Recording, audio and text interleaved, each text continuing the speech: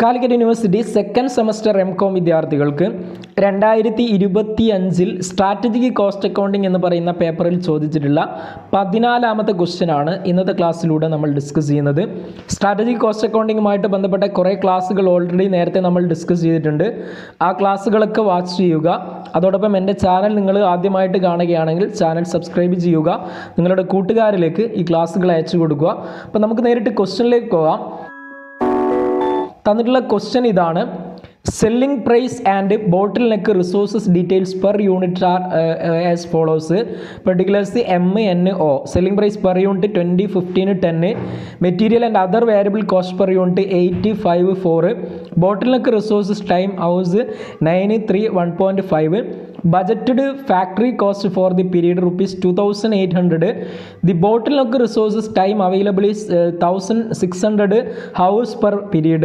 You are required to calculate company adopted throughput accounting and product are ranked according to product return per hour. Select the highest rank product and the throughput accounting ratio. ഇതാണ് ക്വസ്റ്റ്യനിൽ പറഞ്ഞിട്ടുള്ളത്. അപ്പോൾ ഇവിടെ നമ്മൾ rank ചെയ്യാണ് വേണ്ടത്. അപ്പോൾ അതിനായിട്ട് നമ്മൾ ജസ്റ്റ് ഒരു സ്റ്റേറ്റ്മെൻറ്റ് വരയ്ക്കണം. Statement of ranking product return per hour എന്ന് പറഞ്ഞുകൊണ്ട് ആദ്യം നമ്മൾ സെല്ലിംഗ് പ്രൈസ് കാണിക്കുന്നു. Selling price MNO 20, 15, 10. ഇതാണ് ക്വസ്റ്റ്യനിൽ തന്നത്. 20, 15, 10. ഇതിൽ നമ്മൾ ത്രൂപുട്ട് വേരിയബിൾ കോസ്റ്റ് കുറക്കുന്നു, അതായത് മെറ്റീരിയൽ കോസ്റ്റ് കുറക്കുന്നു എന്ന് പറഞ്ഞാൽ ഇവിടെ 8, 10, 5, 4 ഇത് കുറച്ച് കഴിഞ്ഞാൽ നമുക്ക് ത്രൂപുട്ട് കോസ്റ്റ് പെർ യൂണിറ്റ് കിട്ടും. സെല്ലിംഗ് പ്രൈസിൽ നിന്നും ഡയറക്റ്റ് മെറ്റീരിയൽ കോസ്റ്റ് കുറച്ച് കഴിഞ്ഞാൽ ത്രൂപുട്ട് കോസ്റ്റ് കിട്ടും പെർ യൂണിറ്റ്. ഇവിടെ എത്രയാണ്? 12, അതേപോലെ 10, അതേപോലെ 6. ഓക്കെ, ഇനി ബോട്ടിലിനൊക്കെ ടൈം പെർ യൂണിറ്റ് എന്ന് പറയുന്നത് ക്വസ്റ്റ്യനിൽ ഓൾറെഡി തന്നതാണ്. 9, അതേപോലെ 3, 9, 3, 1.5. ഇനി next throughput return per hour നമ്മൾ കാൽക്കുലേറ്റ് ചെയ്യണം. അതെങ്ങനെയാണ്? Throughput costing per unit divide by bottleneck. Okay, ഇത് കണ്ടു കഴിഞ്ഞാലാണ് ത്രൂപുട്ട് റിട്ടേൺ പെർ അവർ കാണുന്നത്. അതായത് 12 ഡിവൈഡ് ബൈ 9. 12 ഡിവൈഡ് ബൈ 9 കണ്ടാണ് 1.33 എന്ന് കിട്ടും. അടുത്ത 10 ഡിവൈഡ് ബൈ 3 കണ്ടു കഴിഞ്ഞാൽ 3.33 എന്ന് കിട്ടും. അടുത്ത 6 ഡിവൈഡ് ബൈ 1.5 4 എന്ന് കിട്ടും. ഓക്കെ, ഇനി ഇതിനെ റാങ്ക് ചെയ്യണം.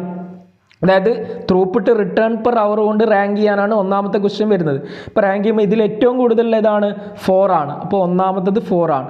ഇനി അതിനുശേഷം വരുന്നത് 3.33 ആണ്. രണ്ടാമത്തത് N ആണ്. ഓക്കെ, ദെൻ മൂന്നാമത്തെ എന്താണ്? M ആണ്.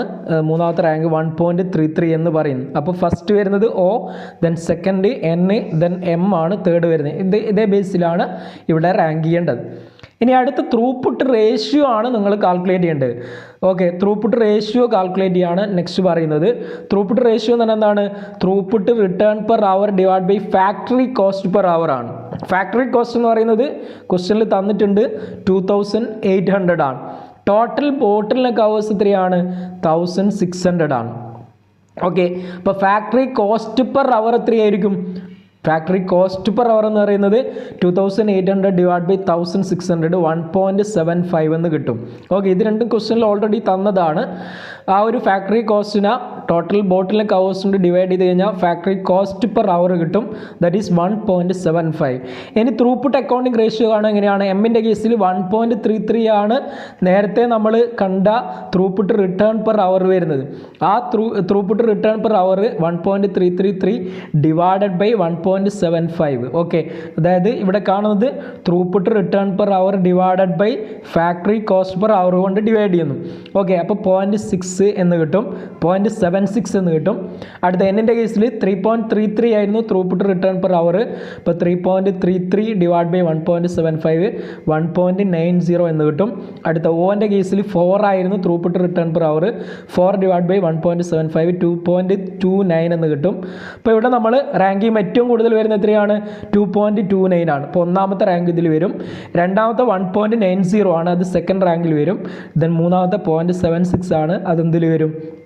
തേർഡ് റാങ്കിൽ വരും. അപ്പോൾ ഇത്തരത്തിലാണ് ത്രൂപുട്ട് അക്കൗണ്ടിങ് റേഷ്യോ ബേസ് ചെയ്തുകൊണ്ട് എന്ത് ചെയ്യുന്നത്? നമ്മൾ റാങ്ക് ചെയ്യുന്നത്. ഈ ഒരു ത്രൂപുട്ട് ബേസ് ചെയ്തുകൊണ്ടുള്ള റാങ്കിങ് നോർമലി പ്രീവിയസ് ഇയറിലൊക്കെ ചോദിച്ചതാണ്. നല്ല രീതിയിൽ ഈ ഒരു പാർട്ട് കൂടെ നോക്കുക. വീണ്ടും പുതിയൊരു ക്ലാസ്സുമായി നമുക്ക് കാണാം. Thank you.